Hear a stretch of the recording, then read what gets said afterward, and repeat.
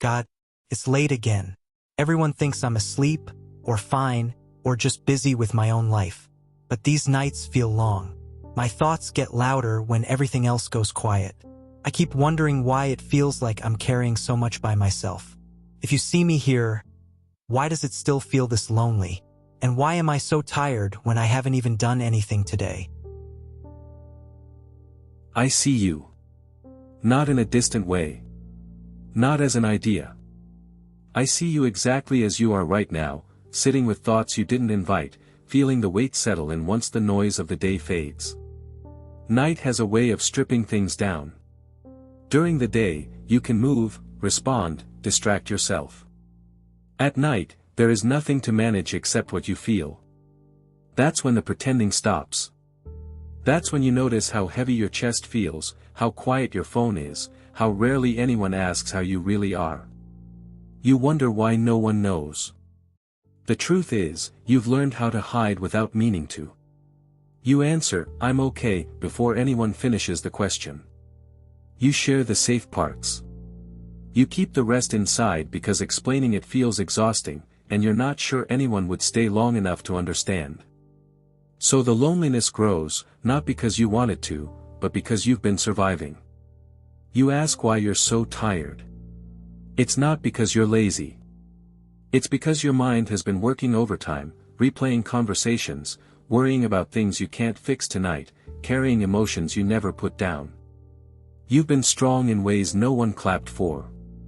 Strong in silence. Strong in restraint. Strong in continuing even when nothing feels steady. That kind of strength drains you. You think loneliness means you've been forgotten. It doesn't. Loneliness often shows up when you've been self-contained for too long. When you've learned not to lean because leaning once hurt. When you became reliable for others but unreachable for yourself. I know these nights make you question your worth. You lie there wondering why connection seems easier for everyone else. Why you're always the one awake, the one thinking, the one feeling too much. You start telling yourself stories you never speak out loud. That maybe you're too quiet. Too much. Or somehow invisible. Those stories didn't come from truth. They came from repetition. From unanswered messages. From moments you needed comfort and learned how to live without it. I haven't missed any of that. You don't hear me loudly at night, and that confuses you. You expect comfort to feel warm and obvious. But sometimes presence feels quiet. Sometimes it feels like breathing still happening when you're not thinking about it. Like your heart continuing its work even while you're overwhelmed. I'm not absent because you feel alone. I'm close enough to notice how carefully you hold yourself together. You don't need to perform here. You don't need the right words. You don't need to explain why tonight feels heavier than the last. I already know the shape of this tiredness. I know how it settles into your body. I know how it makes tomorrow feel intimidating before it even arrives. You keep waiting for someone to notice without you having to ask. That desire is human. You were not made to be self-sufficient in the dark. You were made for connection, for being seen without proving you deserve it. But I also know asking feels risky to you now. You've learned that people don't always know what to do with honesty. So you ration it. You give pieces.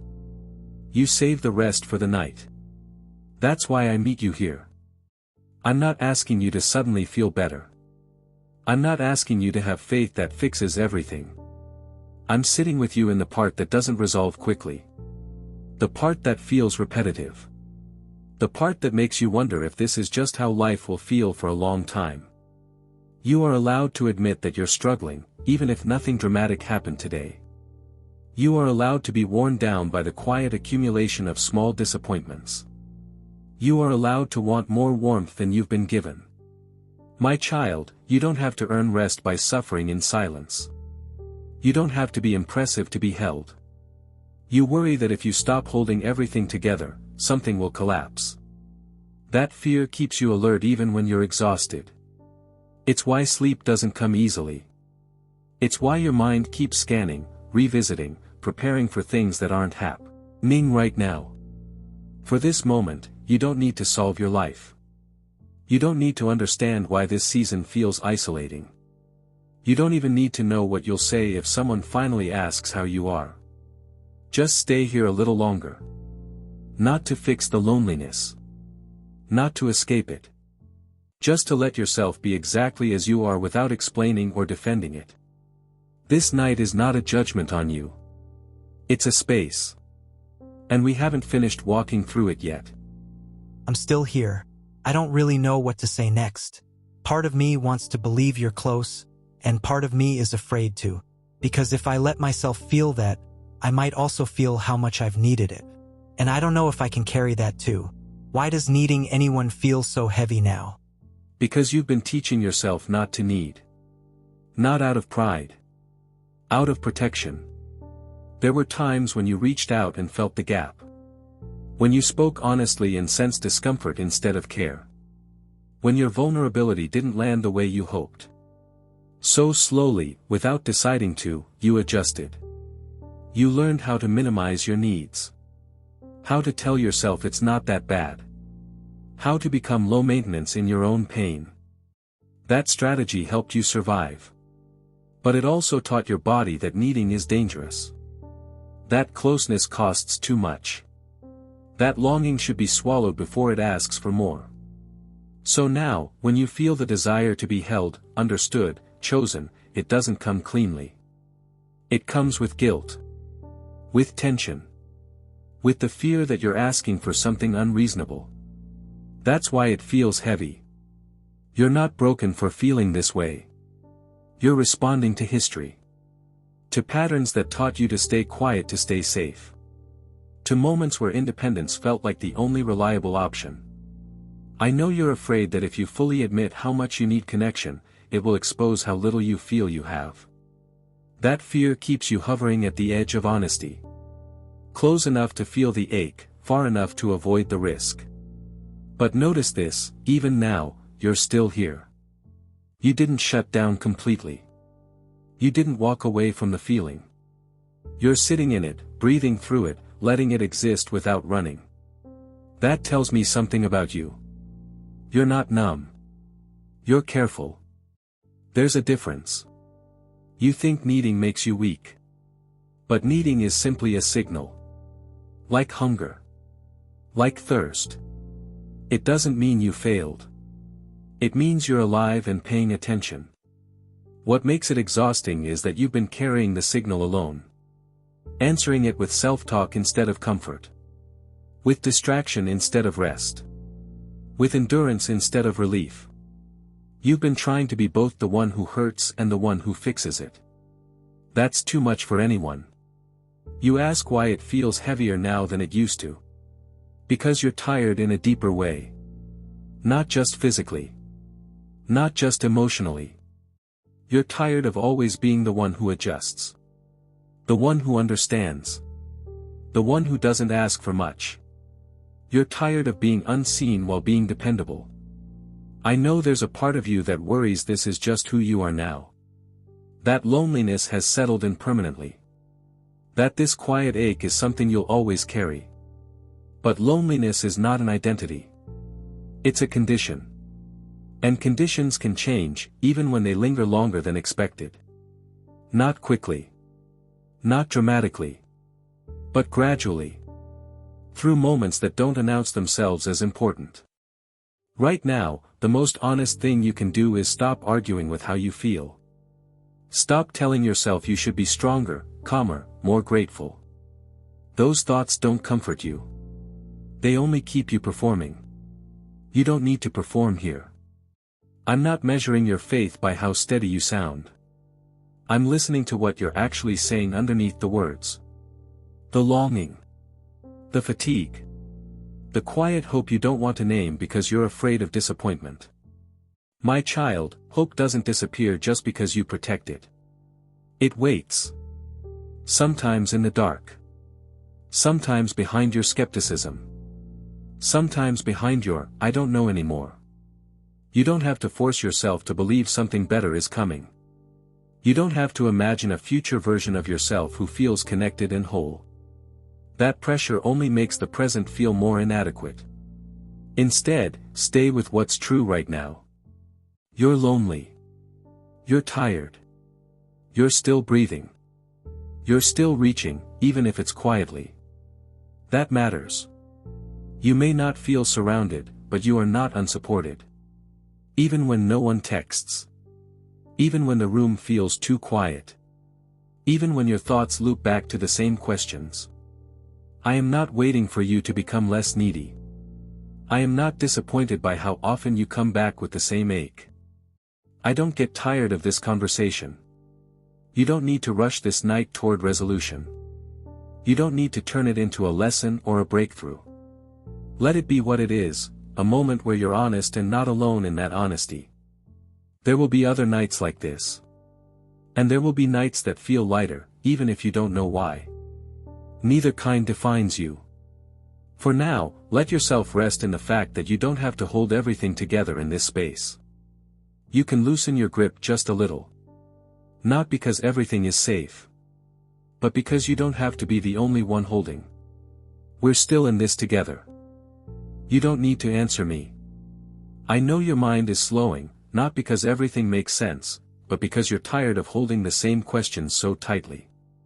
There's a quiet in you now that isn't peace exactly. It's more like a pause.